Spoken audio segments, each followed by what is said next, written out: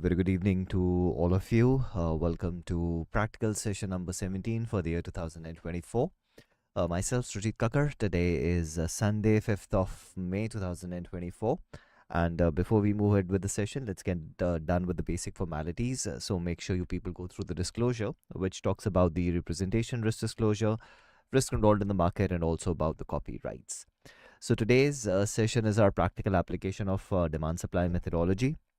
So in case you don't know demand supply methodology and you wish to learn it, or maybe even if you have learned it, but maybe not from me, maybe from someone else, and you want to go for a refresher, then our demand supply methodology course is now available as a 100% free course. You can learn the complete methodology absolutely for free, and the link to the course content is available in the description. So that that link will give you access to the playlist using which you can go through the complete methodology, and that is going to be the theoretical part of it. Now, once you're done with the theory, you also need to have that hand holding. You need to have that practical sessions where you can understand how to apply the complete process in a very mechanical and rule based way to some trading ideas, and that is what we do in these sessions. So every weekend I do one practical application session of demand supply methodology where we take some example, we apply the complete methodology, and once we are done with that process, I also look into the questions queries which you people have.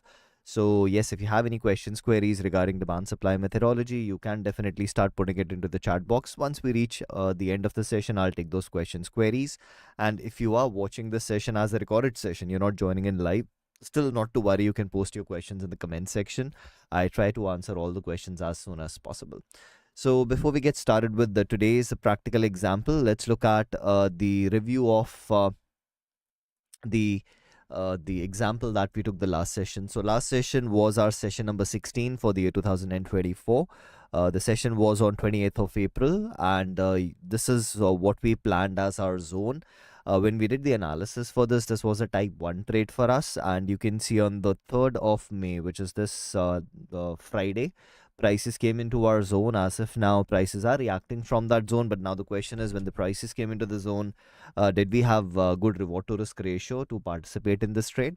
Now, when we talk about reward to risk ratios, our opposing fresh areas are always our targets. So if I'm going long at demand, wherever is the opposing fresh supply area, that is going to be my target. And for the targets, we don't require quality areas. Anything that is a structure of demand, even if it is not a quality zone, and similarly anything that is a supply structure, even if it is not a quality zone, it can be used as our target. Now, in the demand supply zone indicator, we do have this option that we can enable all demand supply structures. So now what it will do is it will not look for only quality areas. Anything that is a demand structure or a supply structure, it will identify for us and mark it for us. So you can see when the prices came into the zone, we definitely had a formation of the supply area, which is right here. So let's mark the supply. And let me change the color. And now what you can see is, if I just go to a smaller time frame, prices, they first came into our supply area and then they gave us the opportunity to participate in this long trade. So by the time we came into the demand zone, the supply, the opposing supply was already tested, right? That's our supply on the lower time frame. So since this was a tested zone, we will not be taking it as our target. Like I said, our target will always be the opposing fresh area of supply, and you can see that is where we have our next fresh area of supply. So at the time of entry, this is what we could see as our target, and you can see the target is showing us about 1:1, 2:1, 3:1, 4:1, a little over 4:1, maybe approximately 4.5. So reward to risk ratio was not a challenge. This is a trade which was valid. So yes, we could have participated, but as of now, it will remain as an open trade because it has not given us the opportunity to trail onto it, not given us the opportunity to make it as a break-even trade, haven't even touched our target. So it's a trade which we will be tracking for the next few weeks, and we'll see how this one progresses. So that's the one that we analyzed the last session, and you can see that on Friday we definitely got the opportunity for the fill. But now, unless and until we get the exit, this will remain as an open trade for us, and we'll be tracking it for the next few days. I won't say few days, probably it might take few weeks before we get the exit on this. So we'll be tracking it as we move ahead with the other sessions. All right, now just give me a second. Let me bring up the trade example for today, and let's start with our analysis. All right, so you guys should be able to see the chart now. So let's get started. Now, whenever we talk about trading, always say trading has to be a very mechanical and rule based process. And why it should be mechanical and rule based, I have explained this in a video. The title of that video is How to Start Trading. So, if you haven't watched that video, make sure you watch it. It helps you understand how you should be starting your trading journey and what is the correct way to do it. Plus, it will also help you become a more mechanical trader versus being a trader who is taking his or her trading decisions based on emotions. Now, during the session, if I'm talking about some videos or if I'm talking about some documents, the links will be available in the description. So do not, wonder or do not panic. Where do I find these videos or where do I find these documents for downloads? All the relevant links are available in the description. You can use those links to access those videos or to access those downloads. So, like I said, trading has to be mechanical and rule based, and that is why we need to create something which is called as a trade plan. Now, when you're learning trading as a fresher, or maybe when you're learning a new methodology as a fresher, initially it's very challenging for us to create a trade plan because you lack that experience. And only once you have good enough experience with the methodology, it becomes easier for us to create a trade plan. And to overcome this challenge, what I've done is I have created two documents for you. The first one is called as the trade plan steps. You can also call it as the flow chart or the walkthrough, and you can see this guides us step by step what we need to do as a demand and supply trader. Now, all these steps, they also have their elaborate rules, and those rules are available in the rule book. And minded, the rule book that I've shared with you is a conservative approach, because whenever we are learning something new, definitely makes sense that we start with a conservative approach. As you start having more and more experience, you start building up confidence in your analysis. You want to make some modifications from conservative, you want to make it aggressive, you want to make it extra conservative. You can make those modifications as per your preferences, because every trader has a different personality style. So it's not that one size fits all. Different people will be having different personality styles. And yes, talking about that, I would also like to touch upon one quick thing here, right? So the first thing I say is that uh, demand supply methodology is a very mechanical and rule based methodology. And then I'm also saying that every trader has a different personality style, so the rules can differ. So this is almost like contradicting myself, right? First I'm saying, it's a very mechanical process, and then I'm saying, if it is mechanical and rule based, but the rules can also differ based on different people. So just to help you understand this, let me give you a very simple analogy. Let's say you go to three different restaurants and you order exactly the same dish. Now, if you go to three different restaurants and you order exactly the same dish, would it taste exactly the same? The answer is no, right? Even though if you look at your ingredients, probably the 99% of the ingredients will be exactly the same, but still the flavor will differ, right? At one restaurant, it might be a little spicy. The other restaurant, it might be a little, let's say, tangy. The third one, it might be a little maybe bland, right? Whatever. So the reason here is, even though the ingredients are same, the difference in the flavor is because of the personality style of the chef, right? So similarly, when we talk about demand supply methodology, irrespective whether you're a conservative trader, aggressive trader, very aggressive, very conservative, for all of us, the ingredients are not changing, right? Ingredients are exactly the same structures of demand, exactly the same structures of supply. It's the same booster scoring. It's the same concept of level on top of level, authentic, non-authentic zones. Then you have your unstable equilibrium, right? So all of us are having exactly the same ingredients, but the flavor is changing based on our personality style. A very simple example can be, a very conservative trader might say, I only want to trade the best locations, but somebody who is aggressive might be comfortable trading all locations, right? So can you see, the again, ingredients are exactly the same for both the traders, but based on the personality style, they might be having different opportunities they might be looking into. So again, when I say that the rules can differ, yes, it's different traders, different personality styles, but the ingredients are not changing for any of us. So it's a very simple analogy I wanted to give, so that you people can understand that yes, it is mechanical, but based on your personality style, small little differences can be there. Anyways, so let's get started. So our step number one, whenever we plan a trade, is to define our trade purpose. Now, what do we mean by trade purpose? Trade purpose means the expected duration of the trade, and the duration of the trade is from the time you enter the trade to the time you exit the trade. Now, when I'm talking about the exit can be the target, the exit can be break even, the exit can be the trailing stop loss, the exit can also be the stop loss, any kind of exit. So do not assume that when I'm talking about exit is always a profit exit. Exit can be in profit, exit can be in loss, exit can be small profit, it can be a big profit, It can also be break even, right? But the exit should never be a very big loss, right? Because we know trades will go against us, and that is where risk management helps us to manage our risk. We don't want to take big stops, based on our risk management rule, whatever we are comfortable with, we should not be losing more than that. And that is why position sizing is very, very important when it comes to planning your trades.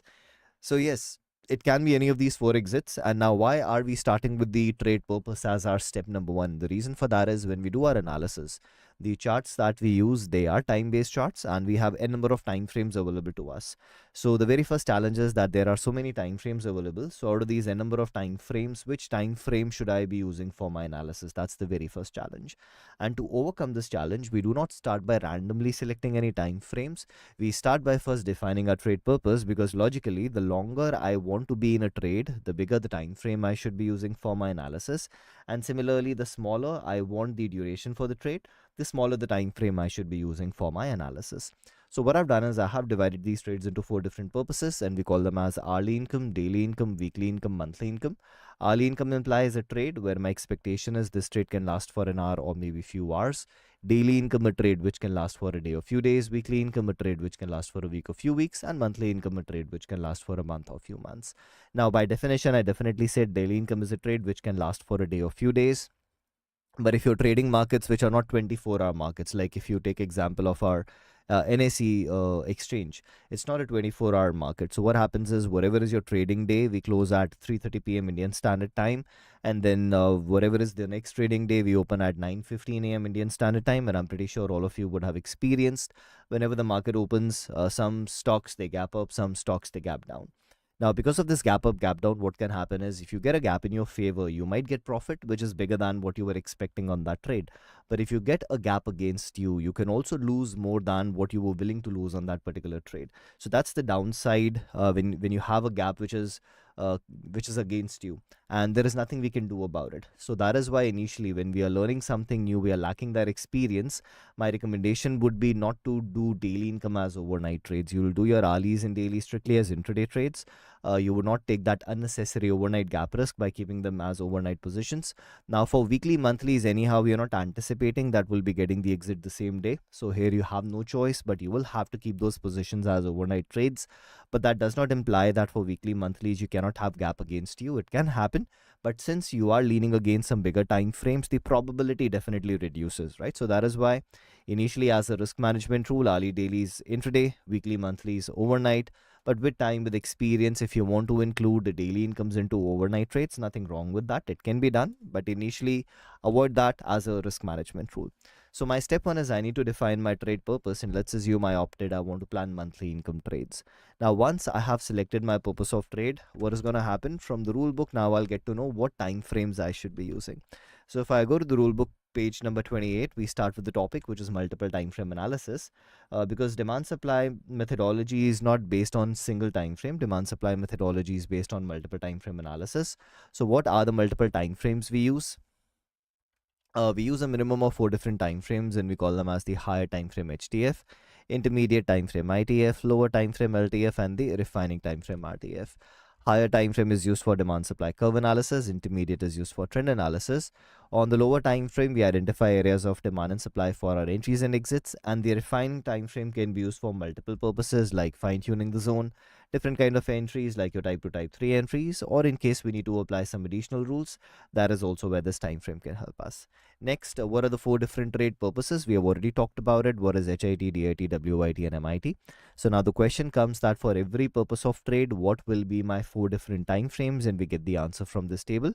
Like in this example, I opted, I want to plan monthly income trades. So as a monthly income trader, my time frames will be monthly, weekly, daily, and 60.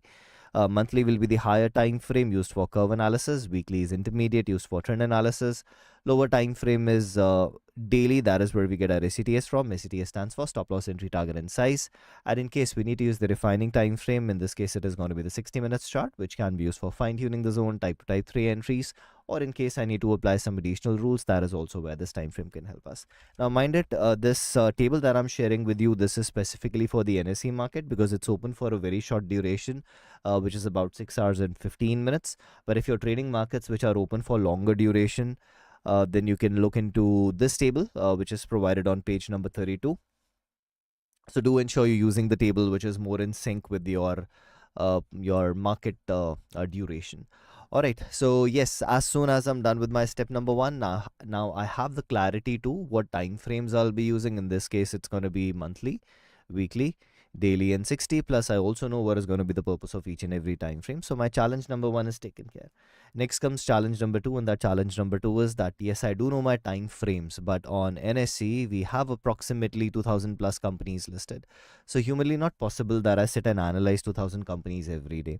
So what we need now is a process in place which can help me select a smaller list of scripts from this bigger list, because if I have a small list, I can do my analysis almost every other day. But if I have to analyze 2000 plus companies every day, not an easy task. So how do I get that small list? So for this, we use certain computer programs which are called as scanners or screeners. And the way these computer programs they basically work is that we input certain conditions into them, that these are the conditions I'm looking for. And then these computer programs identify that out of these 2000 plus companies, which companies are matching with those conditions. And whatever is matching with those conditions, it gets shortlisted for us, and that is how we get a smaller list. Now, very, very important, irrespective what scanner or screener you're using, whatever results you get from these scanner screeners, you can never blindly buy or sell those stocks.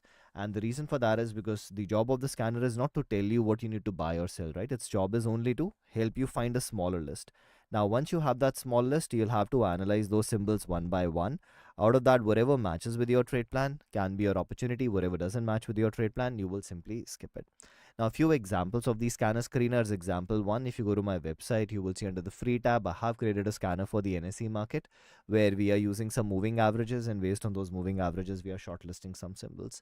Second example, on my YouTube channel, if you search for scanner, you'll be able to find few videos, different scanners, different logics. You like any of those, you can use that. Third example, on my YouTube channel, search for sector analysis. You'll be able to find a video on sector analysis, which can again help you. Fourth example, on my YouTube channel, search for top down analysis. You'll also be able to find a video on top down analysis, which can help you in shortlisting symbols. So let's look at few examples before we move ahead. So if I go to my website, like I was talking about, you can see under the free tab, we have the option stock screener. Because I opted, I want to plan MIT trades, I can run the long scan and the short scan. So here you can see the long scan is shortlisting 3 symbols for me, and the short scan is shortlisting 2 symbols for me. So like I already said, very, very important, just because it is giving me these 3 symbols in the long scan does not mean I can blindly buy these 3. Similarly, just because it is giving me these 2 symbols in the short scan does not mean I can blindly sell these 2. The job of the scanner is never to tell me what I need to buy or sell. The job of the scanner was, I can't analyze 2000 plus companies every day. It gave me a list of 5 stocks. So now I need to analyze these 5, match it with my trade plan, and if any one of these match with my trade plan, I have an opportunity available to me. But if nothing matches with my trade plan, I don't have any opportunities available. Now, many times what can happen is when you're using these scanners, the result you are getting might be a very small list. Like you can see today, it's just about 5 symbols, or maybe it is not generating any results because nothing is matching with those conditions. Or even otherwise, if you want to have a little bigger list to identify your opportunities, then what you can do is, you can see that in this scanner I have given around 5 different conditions. So out of these 5 conditions, you'll disable the third one, you'll run the scan again, and I'll do exactly the same thing for the short scan as well. Disable and run the scan again. And now, oops, and now you can see that initially it was only shortlisting 5 symbols for me, but now it is giving me a list of 43 plus 17, which is 60 symbols to look into. So you can see you can make your list a little bigger, you can make it a little smaller by using different filters. In fact, if you feel that 60 is a very big list for you, you further want to filter it out, I can do something like, I only want the symbols which get traded in futures. I'll run the scan again. I can do exactly the same thing here. The ones which only get in futures, traded in futures, I can run the scan again. And now you can see I have a list of 14 plus how many? 14 plus 5, which is 19 symbols to look into. So yes, you can make this list bigger, you can make this list smaller by having different conditions, by having different filters. And this is not the only screener which is available to you. If you go to the screener section on this website, you can see you have over 150,000 scanners available to you. some based on fundamental analysis, top club, candlestick patterns. If I further go down, you can see you have range breakouts, bullish scan, bearish scan. Then you have your intraday bearish, intraday bullish, crossovers. And this is just one website. If you do a Google search, you'll be able to find a number of websites and number of scanner screeners using which you can get a list for you. So yes, whatever scanner screener you like, based on that, you need to get a smaller list, because if you don't have a small list, you can't analyze 2000 plus companies every day. And in this example, you saw that we got a list of about 60 symbols. Now, once you start analyzing them, there are a few more challenges which you will face. Challenge number one, what you will realize is that out of these 60 symbols, majority of them, they don't have a quality demand zone or a quality supply zone on the lower time frame. And the reason for that is because none of these scanners are based on demand supply methodology, right? They are either based on conventional technical analysis or fundamental analysis. So just because something is getting shortlisted does not guarantee that you'll have a quality area on the lower time frame. So that's the challenge number one, which means you might be wasting a lot of time analyzing such symbols where nothing is available as a tradable opportunity. Second challenge is that even if you have a few symbols with some quality demand areas and supply areas, those zones might be really far away from the current market price, due to which you'll have a longer waiting period before the prices are back to your zone. And by the time prices are back, whatever price action develops, it might even disqualify that trade setup. It might not match with your trade plan by the time the prices are back. And these are some of the challenges we face when our scanner screeners are not based on demand supply zones. And to overcome these challenges, I've also created two custom built tools. One is called as the alert service, the other one is called as the screener. Again, I'll add, these are not call giving or tip giving services. These are also scanner screeners, but these scanner screeners are purely based on demand supply zones. So let me quickly show you example of these as well. So what alerts basically does is that as soon as you have a formation of a demand area or a supply area on your lower time frame, it immediately notifies you. And for the alerts, we also have the demo channels, right? We have demo channel for NSE, we have demo channel for Forex, we also have demo channel for MCX. And on those channels, what we do is that during the day for half an hour from 11:15 a.m. to 11:45 a.m. Indian Standard Time, we give you alerts as soon as the zones are getting formed. So here you can see these are the alerts you got on the demo channel on the 3rd of May. So you can see at 11:15, as soon as the demo alerts started. On Jindal Steel, we had a drop base drop zone on the 5 minutes time frame. That's the proximal value, distal value. Similarly, at 11:15, we had alert for the daily time frame for India Mart and Godrej Properties. Similarly, you can see you have for 15 minutes at 11:15, then you have at 11:20, then you have at 11:25. So you can see as and when these demand and supply zones are getting formed, you keep getting these updates. But again, I'll add, these are not call giving or tip giving services. These are scanners which are just helping you shortlist symbols where demand and supply zones are getting formed. And once you get these notifications, you will definitely have to match them with your trade plan. And only if they match with your trade plan, they might be your trading opportunities. So that's the example of alerts. Similarly, we also have just give me a second, right? So similarly, we also have another tool which is called as screener. Now the way screener basically works is that you can input your list of symbols, and that list can be anything which is available on TradingView. It can be stocks, it can be futures, it can be commodities, it can be the Indian markets, the international markets, it can be forex, it can be cryptos, right? So whatever is available on TradingView, you can put any symbol into it. And as of now, you can see I've given my proximity setting as 1%. So what it is telling me is that out of these 40 symbols, on whichever symbol I am within 1% to a demand area or a supply area, shortlist that for me. And can you see that is what it is doing? So you can see for ITC, it is telling me that I am closer to the demand area. So if I go to ITC, you will see that we will be close to a demand area. So let's just give it a few seconds. So you can see probably that's the demand zone, which the indicator will mark for us in just a few seconds. And you can see my current candle was pretty close to it, within 1% range, and that is why it got shortlisted for us. Similarly, here you can see if I go to ultra cement, I will be closer to both demand as well as supply. That is why both of them are getting highlighted. So let's go to TRA ultra cement. So here you can see we also have our demand area, we also have our supply area. These will be getting marked in just a few seconds. So you can see I'm closer to demand as well. and we also had the formation of supply zone. So this is what a scanner does. So alerts are based on purely what is getting formed on that current day, right? And for screener, it will take into consideration whether the zone was formed today or whether it was formed a week ago or a month ago or a year ago or 10 years ago, as long as the current candle is within that proximity settings. So again, these are different scanner screeners using which you can get a smaller list for you. Again, these are not call giving or tip giving service. So your second step is to get a smaller list. I just showed you a number of ways to do it. Whatever you feel is the right fit for you, you can use that to get a smaller list for you. Process can also be as simple as, I don't want to use any of these scanner screeners because I want a small list. I will only be analyzing my Nifty 50 stocks, or maybe I have my own favorite list of stocks or symbols which I want to analyze almost every other day. So your choice how you want to get that list. A number of tools available. I just showed you those tools. Whatever you again, I'll say whatever is the best fit for you based on your preference, you can use that tool to get your list. Now, once you have that list, you have everything to move ahead because you already got your time frames from your step number one. Now, you also know what symbols you'll be analyzing, so you need to analyze them one by one. And out of this, whatever matches with your trade plan, that can be your trading opportunity. So, what is the next step I need to do? Next step is I need to go to the lower time frame. So, let's assume that we are starting with the very first symbol. On that, we'll go to the lower time frame. So, the question now is, what is my lower time frame? We got the answer from our step number one, that as a monthly income trader, my lower time frame is the daily chart. So here lower time frame implies daily. And what am I supposed to do there? I need to identify a zone.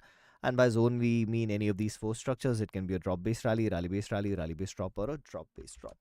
Now, whenever we talk about demand supply methodology, I always say demand supply is a price action based methodology.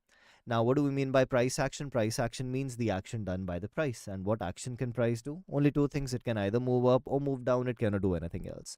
But when price is moving in a narrow range, we call it as the period of pause, or we can also call it as our basing. Now, when we start learning demand supply methodology initially, our eyes are not trained to identify these structures. So that is the time we start with the concept which is called as boring exciting candle, because it helps in training our eyes to understand how these structures might look like on the chart. But again, this is just a starting point. As and when your eyes they start getting more and more trained, from boring exciting you'll start shifting towards where do I see that period of pause, or where do I see that basing on the chart.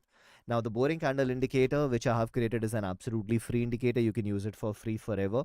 Now if I just talk about price action for a second, you can see if I zoom out a little below the current market price, you can see we were moving up, then we paused for a while, we continued with this move to the upside, and that is what we call as a rally based rally structure. Now, even if I apply the boring candle indicator, you can see it can help me identify exactly the same area. I've also applied the explosive move indicator. So you can see it is telling me these two candles are my boring candles. This candle is an exciting candle. This candle is an exciting candle, also an explosive candle. That is the reason it is getting converted into a black color candle.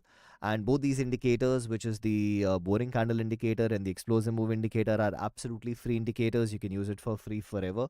And you can see they can also help us in identifying these zones. And they also make our process a little mechanical and easier and also faster. But on top of these two free indicators, we also have a subscription based indicator which I always use because it makes the process much more mechanical and easier for me, because now I don't have to identify the zones. The indicator does it automatically for me, automatically marks the zones on the chart, and you can see it is also identifying the same zone. So irrespective whether you were using price action, or whether you were using the boring exciting candles, or whether you were using the demand and supply zone indicator, in all the three cases you can see that's the demand area we have. So let's mark this demand zone, which was our step number 3, that is identify zone on the lower time frame. And now we have identified our zone on the lower time frame. So do we have a zone available? Answer is yes. Now once you have identified the zone, does not mean you can blindly trade it, and that's the biggest mistake demand supply traders they do initially. They find any demand area on the chart, blindly start buying, using that demand area, or they find any supply area on the chart, blindly start selling using that supply zone, which is incorrect. Once you have identified your areas of demand and supply, the next step is to qualify it. And for qualification, we have a two-step process. In step 1, we'll qualify it based on certain conditions. And in step 2, we'll qualify it based on the booster scoring. So the very first thing we check is that the zone we have identified, can it be a case of level on top of level? Now, why are we starting with level on top of level as our step 1? The reason is because if it proves to be a case of level on top of level, we might have to shift from the zone we have already identified to a different area. So that is why if a shift has to be made, right, that is the first thing we should be doing, and that's why we start with level on top of level as our very first criteria which we check. Now, how do we verify that? It's a very simple concept. If you have an intermediate time frame zone, and the same intermediate time frame zone divides into multiple zones on the lower time frame. So again, when your intermediate time frame zone is dividing into multiple zones on the lower time frame, we call it as a case of level on top of level. So what we understand from here is that to be a case of level on top of level, my lower time frame zone has to be inside the intermediate time frame zone, which we call as a coinciding level. So it needs to be a coinciding level. If it is coinciding, it might be a case of level on top of level. But if it is not coinciding, it cannot be a case of level on top of level. So if I go back to the chart, we have already identified the lower time frame zone. Now let's verify that does my lower time frame zone coincide with any intermediate time frame zone. And as a monthly income trader, our intermediate time frame is weekly, and you can see on the weekly we do have this structure which is basically a rally based rally. So what I'll do is I'll mark this zone with a different color so that we can differentiate between the two. So the one marked in pink is my intermediate time frame zone. The one marked in green is my lower time frame zone. So if I go back to my lower time frame, in fact, it has to be from here, right? So if I go back, you can see that is where the highest high was. So now if I go back to my lower time frame, you can see exactly what I was talking about, that you do have your intermediate time frame zone, which is this one, the one in pink. And inside of that, we have our lower time frame zone, which is my one marked in green. So my lower time frame zone is inside the intermediate time frame, which we call as a coinciding level. Now, since it is a coinciding level, we would also like to check, do we have multiple zones or do we have just one zone inside of it? And you can see we have multiple zones. That's the first one and that's the second one. And this is what, again, we were talking about. Just give me a second. So this is what we were talking about, that when your intermediate time frame zone divides into multiple zones on the lower time frame, we call it as a case of level on top of level. So this is definitely a case of level on top of level. And since it is a case of level on top of level, what I should be doing is I should be shifting to the lower zone because that will stack more probability in my favor. Now the question here is it mandatory that I need to make that shift? The answer is no, right? Because like I was saying at the starting of the session, every trader has a different personality style. Now, someone who is very conservative, they only want to trade the best of the best zones, then we understand that in case of level on top of level, for demand, I should be shifting to the lower zone. But somebody who is on the aggressive side, they might want to trade both these zones as individual zones, because many times what might happen is prices might not come to the lower area. From here, it reacts and you miss your opportunity. So eventually, you will have to figure out what is more in sync with your personality style. If I talk about me, I like to be on the conservative side. Even if I miss a few trades, I'm perfectly fine with that. But I always prefer to plan trades conservatively. So that is why I would go with the lower zone, because it is a case of level on top of level. So you can see, yes, it definitely proved to be a case of level on top of level, and whatever shift was required because of it, I've already made that shift. So that takes care of the very first condition we wanted to check. It was a case of level on top of level. We made our shift. This zone is not because of a gap, therefore gap rules will not apply. Now talking about pivot non-authenticity, it is definitely a drop-based rally structure, which we always assume as a pivot or a non-authentic zone. You can see it's a drop-based rally structure. But in this case, we don't have to apply the rules of pivot and non-authenticity. And the reason for that is, if you go to your rule book, you can see in the rule book, I've given you the rule that in case of level on top of level, there is no need to apply pivot or non-authentic rules. The reason is because being a case of level on top of level, we by default have that extra probability we are looking for, right? Because when we have these pivot and non-authentic structures, we add some rules to add a little extra probability, and level on top of level by default is giving me that extra probability. So that is the reason I can skip the rules of pivot and non-authenticity. It's not even an unstable equilibrium structure. So if you look at all these conditions, only level on top of level was applicable. Because of that, whatever shift was to be made, we have made that shift. None of the other rules are applicable, and if nothing else is getting applied, it cannot disqualify the zone, right? Only if a rule gets applied, then there are two possibilities, either qualified or disqualified. If the rules are not getting applied, they cannot disqualify the zone. So is the zone qualified for us after looking at the applicable rules? The answer is yes, it is definitely a qualified area for us. Now, just because it is qualified, again, does not mean we can trade it blindly. The next step will be the booster scoring. So the very first one is freshness, and we can see after leaving the zone, price has never been back to the zone, which makes it as a fresh zone, gets a score of 3. Strength, we have an explosive move, gets a score of 2. Time at the zone, we only have one candle in the basing, again gets a score of 2. Reward to risk ratio, we are taking as an assumption because based on the arrival, reward to risk ratio can change. So we will always double check it at the time of entry. As of now, we are taking it as an assumption. Next, what is my location? Now, if I go to the monthly chart, you can see that we do have our demand areas, but we don't have any supply. And the fact is, no matter how far back I go, I'll not be able to find any area of supply. Now, when something like this happens, now this is not a symbol which is making all-time highs, so I can't apply the rules of all-time highs. I do have demand, but I don't have supply to complete my curve analysis. So what do I do in such a case? You have two options available to you. Option number one, as a very conservative trader, you can say, because I don't have a supply area to complete my curve analysis, I will be skipping the symbol. I'll be analyzing some other symbol, right? That's the most conservative approach. The second approach is that from the current market price, I can try to identify where is the most recent pivot high. And you can see that's the most recent pivot high. And you can see from here, we had a nice move to the downside. Now, logically, we understand if the prices, they move down from here, there can be only one reason, and that one reason has to be supply. The only thing is that I'm not able to see that supply on this particular time frame, but that supply might be available on some other time frame. So if I just randomly go through some time frames to check, do I have any supply area? So we were on the monthly, you can see on the weekly. Again, we don't have any structure of supply. If I go to my daily time frame, again, you can see here we don't have any supply structure. But let's say if I go to 4 hours chart, I might be able to find some areas of supply. So definitely we do have this drop-based drop structure, and the indicator might mark it. So you can see the indicator is marking it, and you can see last week we came into that supply, and that is where we started moving down from. So yes, logically, like I said, if the prices they move down, there has to be some supply. It's just that we were not able to find that supply on the monthly chart, but you can see as we drill down to smaller time frames, we were able to identify where that structure of supply was.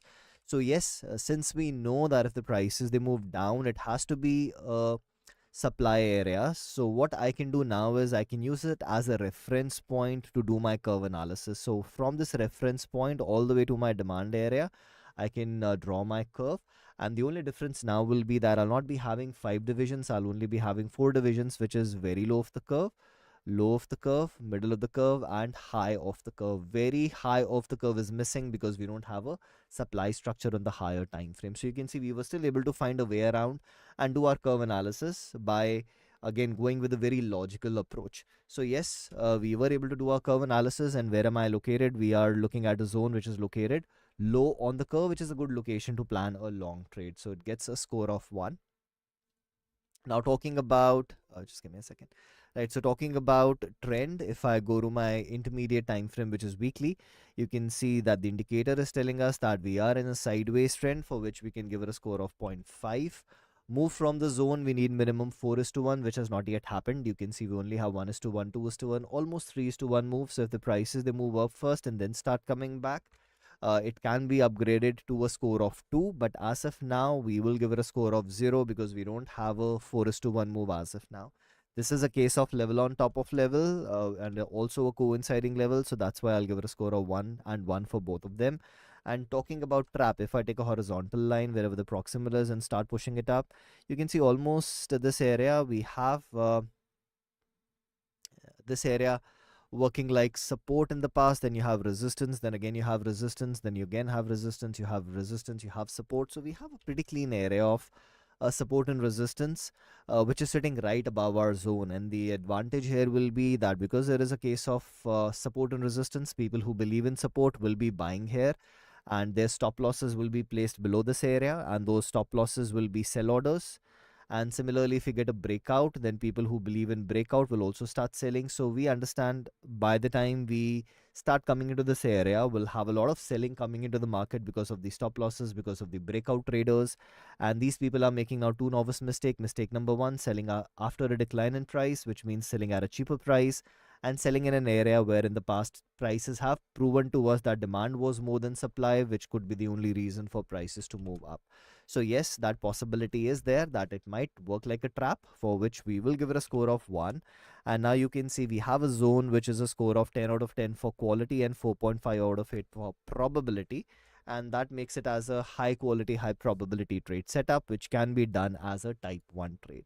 So after applying the boosters, we got to know that this is qualified as a type 1 trade for us. Now, no matter how high the quality or the probability, we understand that any trade can be a stopped out trade. So we need to be ready for the worst case scenario, for which we'll do our proper position size calculation.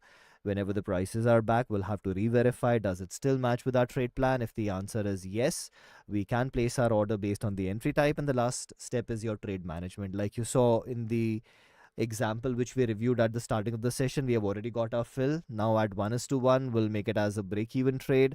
And after that, if we get the opportunity to trail onto it, we'll start trailing onto it unless and until it hits our target or gives us an exit, be that the trailing stop loss, be that break-even, whatever it might be.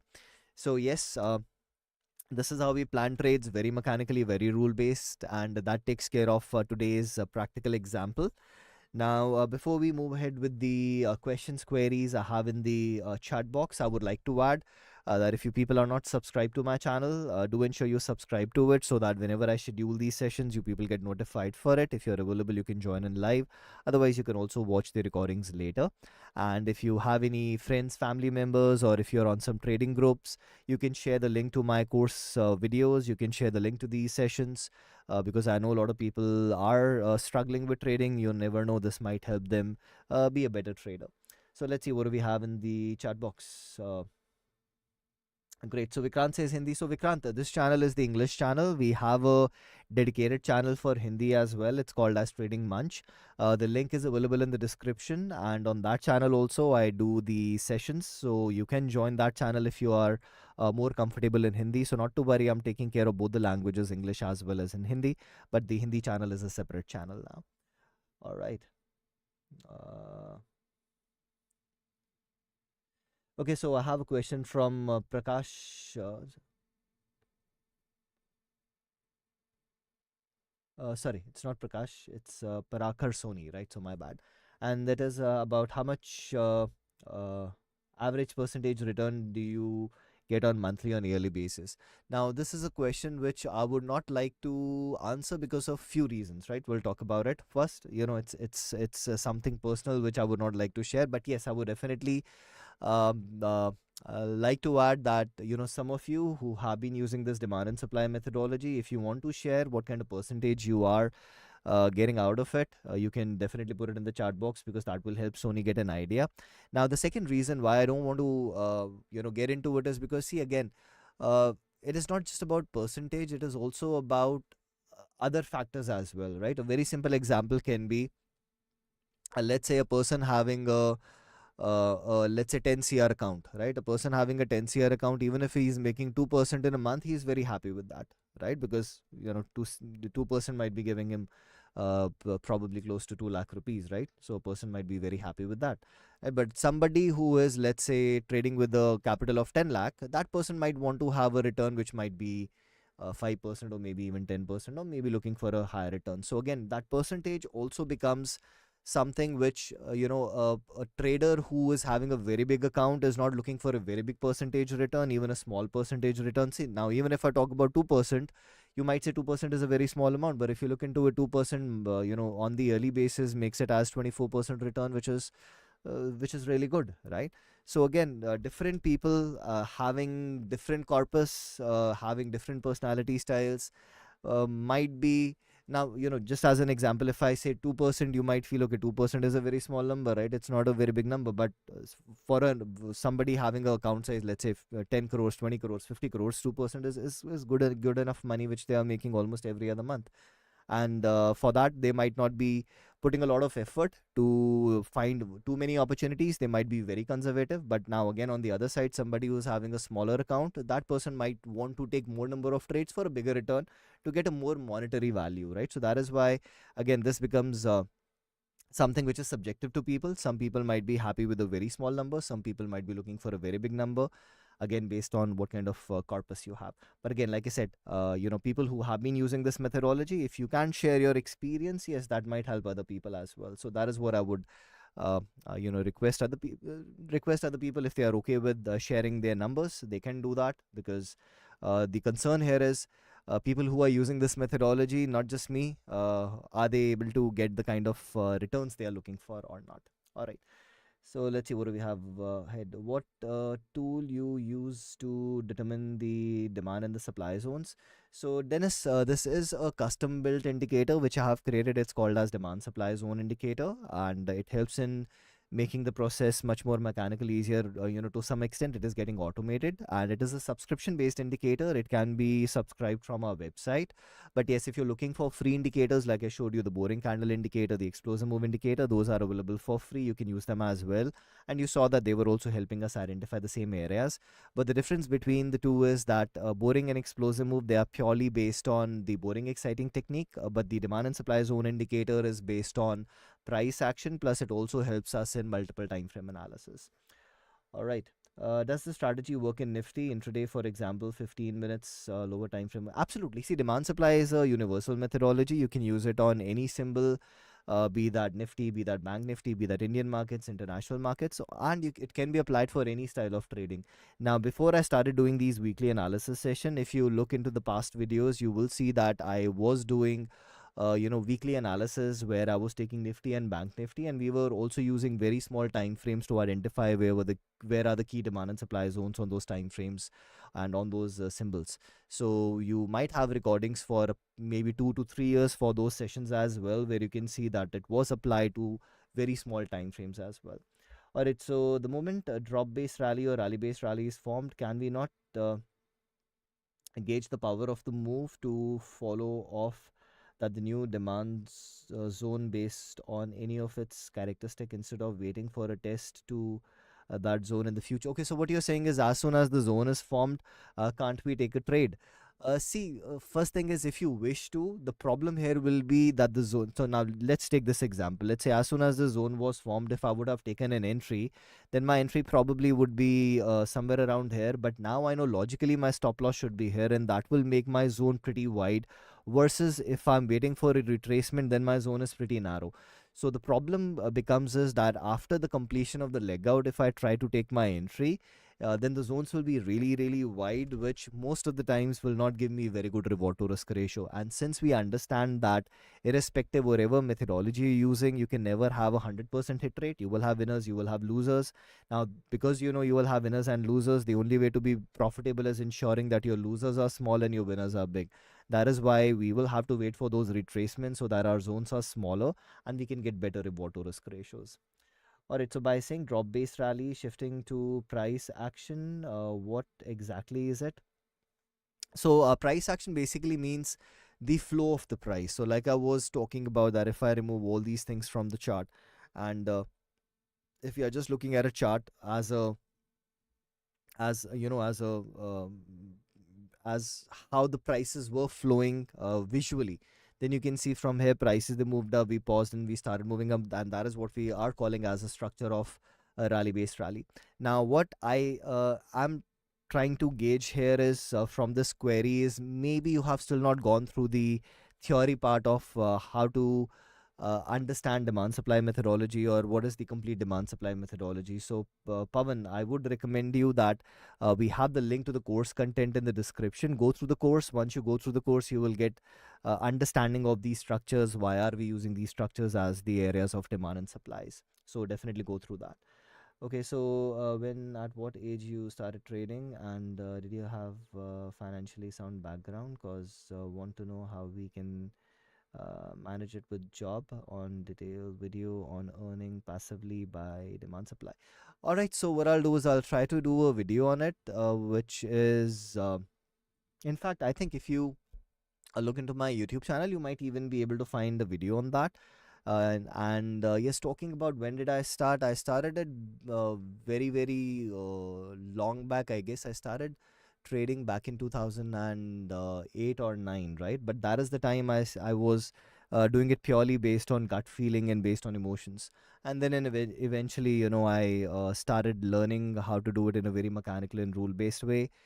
Then I was also working as an instructor for about 5 years. I was doing freelancing with the company, and then 2017 I started on my own. But yes, it can be done even if you are doing job. But now what is going to happen is, like I was giving an example, depending upon what is your corpus. you might be looking at different kind of percentage returns. Now when you're looking at those numbers, you also have to be very fair with your expectation, right? I have seen people, coming to me and saying, okay, what if I have an account size which is, let's say, 1 lakh rupee, and can I make 50,000 every month? It's almost like you're looking for a 50% returns in a month, which cannot happen, right?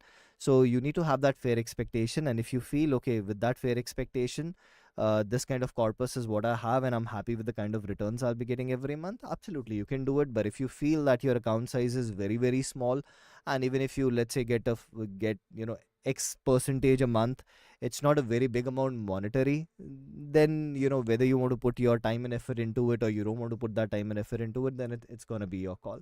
But definitely it can be done, even if you're doing job passively. But what I'll say, it's more like you'll have to identify monthly income trades versus doing HITs or DITs or WITs. All right, let's see, what do we have? Can I get this PDF? So like I already said, the links to the documents are available in the description. Absolutely, you can click on that link and you can download that PDF, Jeet. All right, so during level on top of level, once you mark the zone on intermediate, if do you consider only quality zones, or to change to? Okay, so yes, when it comes to cases of level on top of level, the other zones need not be quality zones, right? So even if I change these settings, you will see the indicator will only show these two areas. And since I already had it at the back of my mind, I did not make any change. But now this is not the part of that intermediate time frame zone. Let me just show you that. So yes, we always, when we are checking for whether it is a case of level on top of level or not, for other zones, you need to use the settings which is all zones. But here, the fact is the other zone was also quality zone. Can you see this one is outside of it? So this one has no concern. So we only had two areas, the first one and the second one, but definitely I should have made that change. Sorry if that confused you, but yes, for level on top of level, you should always use all demand supply structures to find the other zones, because it is not mandatory that the other zone need to be a quality zone. But in this case, it was a quality zone. All right, so that answers your query. Why don't you show up potential trade setups using weekly and daily time frames, since monthly appears to take longer to see if they work or not, and you can see the setup is triggered. See, the reason for that is because when I am identifying the practical examples for these sessions, I'm not doing the homework specifically for this session. So what I do is, now if I talk about me, I primarily only do MIT trades. And since I'm primarily doing MIT trades, whatever I'm identifying for myself, out of that I share something with you. Now if I have to identify WITs or DITs or HITs, then I'll have to do a separate homework for these sessions, which I try to avoid. But you will see that in the past, what I've done is, some of these trades which have already triggered for me, what I do is then I convert it into a WIT trade and I give you those opportunities as well. So yes, it is going to be a mix of at times WITs, MITs, but mostly it's going to be MITs, because whatever homework I'm doing for myself, out of that I'm sharing something with you. And since I only do MITs, that is what I share most of the times, right? So what I'll definitely try to see if at times I can mix in some WITs. All right, so how can I increase the number of trades if I trade only one script for intraday? So Pratik, now this is something you will have to understand, that if you're only looking at one symbol and you're trying to take more number of trades, it's not easy, because you can either have quality or you can have quantity. So the only way to have more number of trades is by increasing your watch list and looking at more number of symbols. If you try to trade the same symbol multiple times, specifically using demand and supply, then trust me, most of the times you'll be forcing yourself into trades, and that will not give you a very good result. All right, so that answers this query. I understand you need to re-verify when the price is about to enter the zone to ensure it is still qualified. What should you consider? Some of the elements that can disqualify the setup for the entry. See, the very first thing which can disqualify is your reward to risk ratio. Now, again, if you think about it, let me put it this way. Let's take two extremes, right? One is the HIT, the other is the MIT. Right now, if you talk about your time frames, right, we have the higher time frame as 60, then you have 15, then you have 5, and here you have monthly, you have weekly, and then you have daily. Now, if you think about it, if I'm doing an HIT trade, my curve analysis can change almost every 60 minutes. But for an MIT trade, I know it's gonna take at least 1 month for one candle to form on the higher time frame. So the possibility of my curve analysis changing in a day is very, very low, probably in a month. Similarly, here every 15 minutes, what can happen is my trend can change, but here it can take probably a week or few weeks before the trend changes. Similarly, here every 5 minutes, a new zone might form, right? But here, one candle takes at least 1 day to form, so it will take at least a day for the reward to risk ratio to change, or maybe for a new zone to form.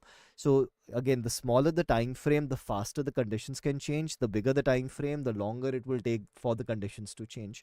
So yes, conditions, curve can change, trend can change, reward to risk ratio can change, right? There are a lot of things, but depending upon what style of trading you're doing, the frequency of that change can vary from few minutes to maybe few days, or maybe even, even longer. All right, let's see, what do we have next? All right. Learning quite a bit from your live sessions. Already good. Mm, Perfect.